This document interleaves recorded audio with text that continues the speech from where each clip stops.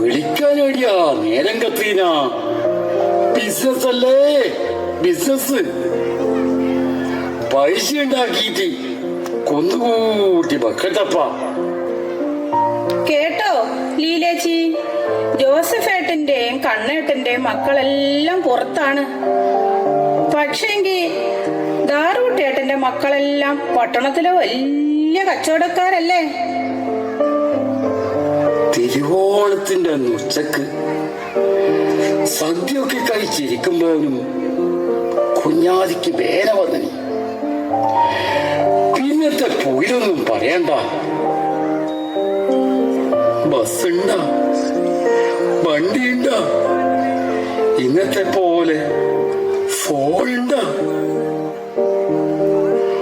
ഒരു വിധ തളിപ്പറമ്പിലെ ധർമാശുപത്രിയിൽ എത്തിച്ചിന്. എല്ലാം ഇന്നലെ കഴിഞ്ഞ പോലെ തെളിഞ്ഞു വരുമോ ഇന്ന്.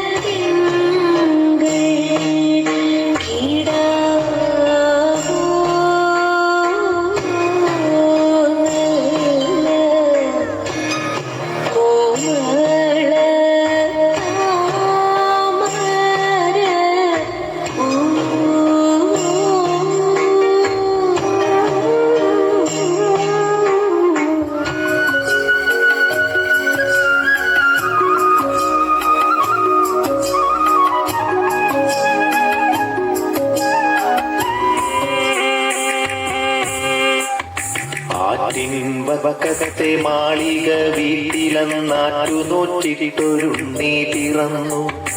ഉണ്ണിക്കരയിലെ കിങ്ങിണി പൊന്നു കൊണ്ടുണ്ണിക്കു കാതിൽ കുടകടുകൻ.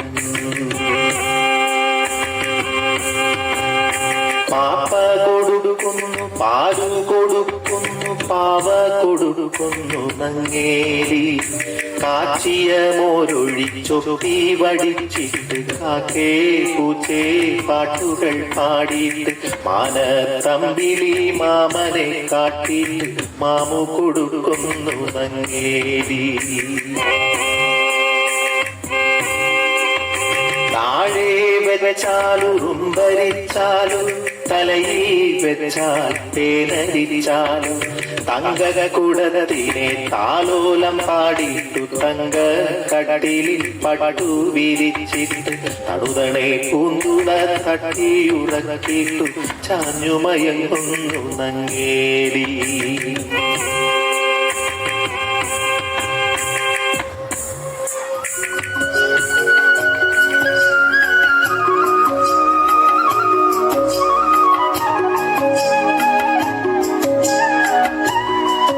ഈ പൊട്ടിയും ഭൂതവും ഒക്കെ വെറും സങ്കല്പ. എന്നാ നമ്മളെ തലമുറേന വലിയൊരു ഭൂതം പിടിച്ചു. ഇംഗ്ലീഷ് ഭൂതം. വാഗ്ദാനം നൽകിയും പ്രലോഭിപ്പിച്ചും അത് നമ്മളെ മക്കളെല്ലാം പിടിച്ചുകൊണ്ട് പോയി. എല്ലാരും മക്കളെ ഡോക്ടറും എഞ്ചിനീയറുമാക്കാൻ ഇംഗ്ലീഷ് മീഡിയത്തിലല്ലേ ചേർത്തത്.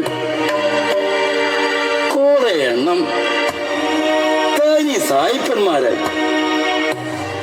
കുറെ എണ്ണം ഇംഗ്ലീഷും മലയാളവും അറിയാതെ മംഗ്ലീഷന്മാരുമായി. മാതാപിതാക്കളോടും മുതിർന്നവരോടുമുള്ള സ്നേഹവും ബഹുമാനവും ഒക്കെ പോയി. അന്നു മുതലാ ഈ ശരണാലയങ്ങളൊക്കെ ഉയർന്നു വരാൻ തുടങ്ങിയത്. ഈ ഇംഗ്ലീഷ് ഭൂതം നമ്മയൊക്കെ വരിഞ്ഞു മുറുക്കിക്കൊണ്ടിരിക്കുകയാണ്.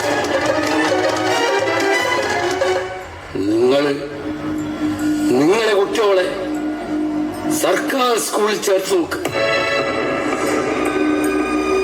പഠിപ്പിലും വിവരത്തിലും മാത്രമല്ല, നിങ്ങളെ സ്നേഹിക്കാനും ശുശ്രൂഷിക്കാനും വാർദ്ധക്യത്തിൽ താങ്ങാവാനും അവരുണ്ടാവും.